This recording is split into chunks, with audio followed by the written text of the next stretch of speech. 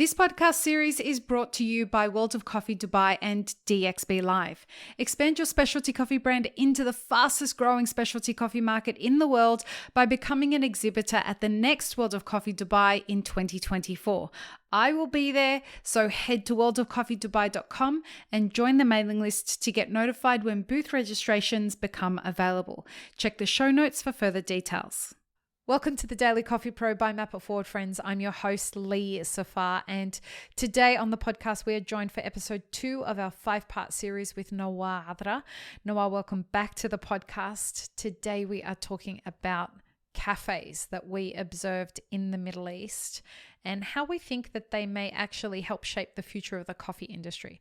So what were some of the things that you saw about the coffee industry, the cafes over there that were very different to some of the cafes that you have witnessed, whether it be here in Australia or anywhere else?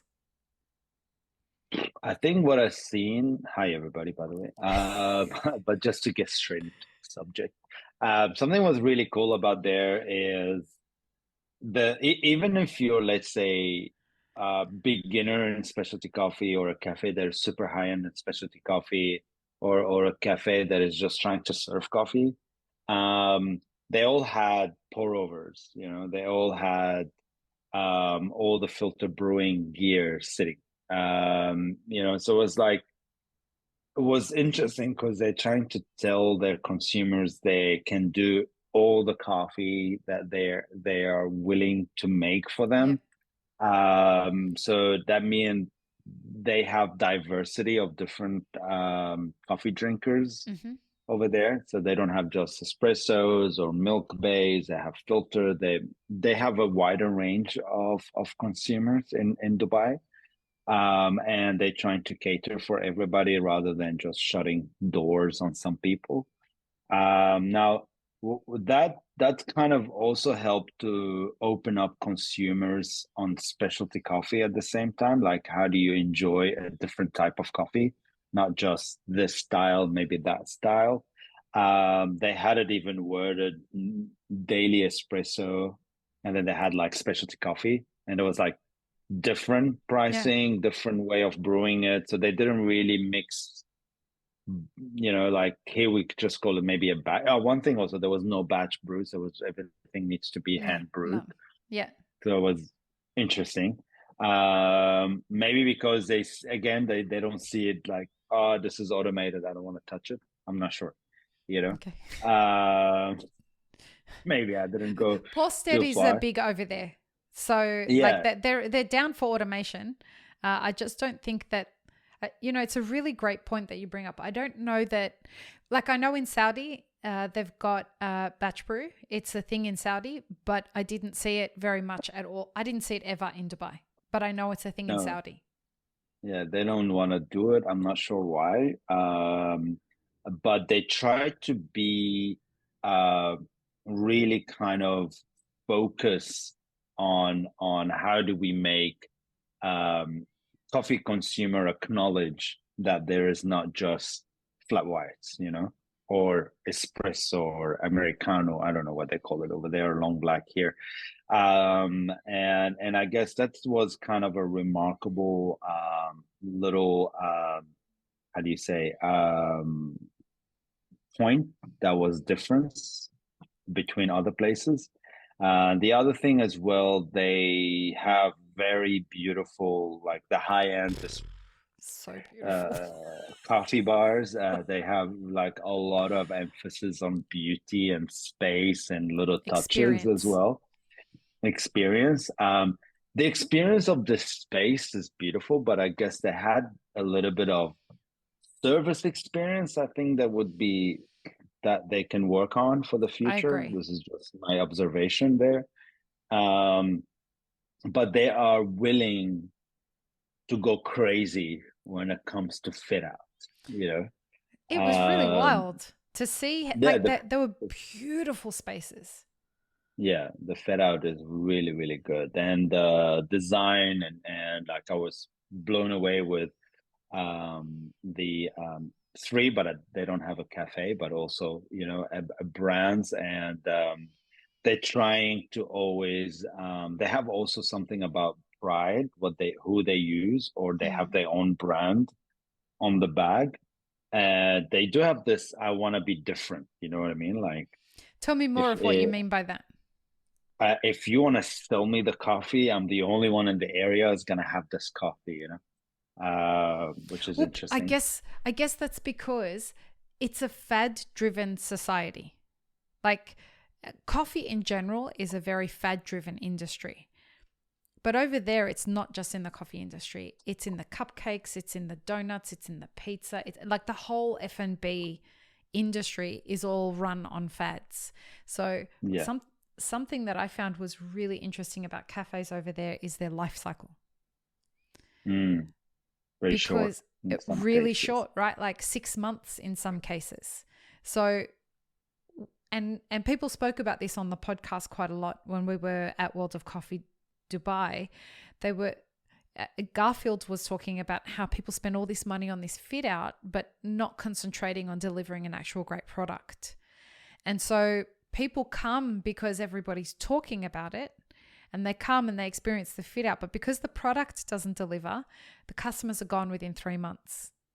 And then the business ends up having to go out of business. That happens quite a lot over there. I think it's just faster than here in Australia. It takes maybe a year and a half to 2 years to let go but it's a business in accelerating over here, right? Yeah. Here is a lot faster. There's a lot of people I know here, they're not willing to sign a new leases as well. There's a lot of coffee shop, they're just simply letting it go. Yep. So it's sad to see, but also this is the reality that we're living in as well.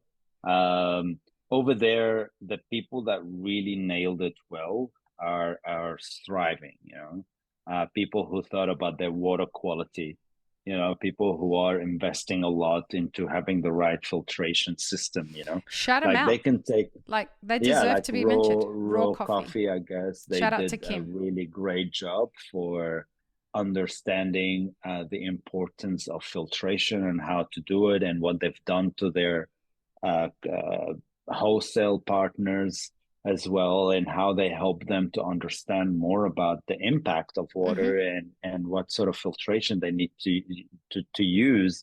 It's amazing to see that they didn't just give you a coffee, Yeah. like here we're lucky.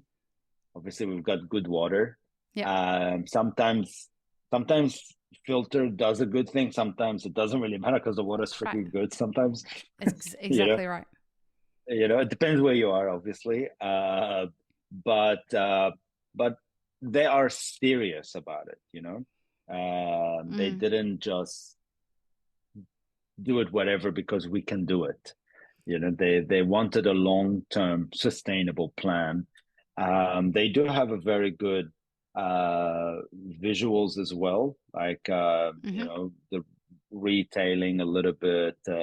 They're always trying to diversify the income within the cafe as well. Some of them didn't have it at all. Some of them were just like too good, you know. Some, but a lot of them, try to sell equipment. They've got also pretty good presence online as well. So some cafes had really good online store that could sell to other people as well. So they were capturing different audience at the same time. What about Dubai Mall, the specialty Uh, coffee shops? Dubai Mall especially because it's like Arabica was $12.50 an oat latte, an ice oat latte, small size. It was like 40 something dirham. I still can't get it out of my head, like what? And I asked her what is the large one? She said it's only 5 dirham difference. So what's the point? Like full of ice. It's again like what they did is they priced it well. Really, That really, doesn't mean really. everybody can afford it. Don't get me No, wrong. Like no. not all classes over there can afford it. No.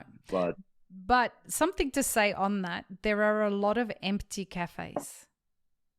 And that's something that we we're starting to see in a lot of countries. But we definitely observed it a lot over there. And that comes from a saturated market, right? And we spoke, a lot of people talked about that at World of Coffee Dubai, is like, sure, it's a saturated market. So does that mean that there's room to grow? Well, actually, if you go in there and you know what you're doing, you can, and 100%. You build an actual business that's got a customer acquisition plan and got their projections for the next couple of years, and works towards a budget and understands how to build a really good business, you could crush it in Dubai. There's definitely room for improvement, heaps of it, but they are quite futuristic, they when they are doing they're building up the industry at the moment. I guess they're building up in a way that it's gonna make the consumer very well educated about what they're trying to achieve on, and what kind of coffee they want to buy or purchase or drink or whatever it is that they're doing. The direction is going in the right way, comparing to other places as well, where there's always fear. Here, I don't know if people are going to buy it. I don't know if people are going to purchase it. I don't know about that. Over there, they're a little bit different. Let's just do it and see what happens. Yeah, they're fearless. And let's just open up another cafe and see what happens. It's like, hold on. Me, little coffee consultant woman over here is like, psst, let's just hold on and see if there's a strategy. They're like, no, we're just going to do it. Okay. We're just going to do it and see what happens. I mean, they're building another mall that is bigger than Dubai Mall. So I think they're just going to do it. Dubai Mall is the biggest mall in the world. They'll see what's going to happen. So we are actually going to make this whole series 4 episodes, not 5 episodes. And in the next episode, which is the second last episode for the series, we are going to talk about the consumer that we witnessed over in Dubai, because the consumer over there is different to any consumer that I've witnessed around the world. But folks, we can learn a lot from this consumer and the way that you can actually use the same mindset that they use over there to tailor to the consumer to actually bring more customers into your cafe. So let's talk about that next. Peace, love, and peanut butter, everybody. Have an amazing rest of your day. Thanks for tuning in, friends. There are 2 ways you can support this podcast. Firstly, become a paid member of our YouTube channel. Secondly, you can join our Patreon for as little as $3 a month. Don't forget to subscribe and like this video before you leave, and check the show notes for more information. Now, this is what you should check out next.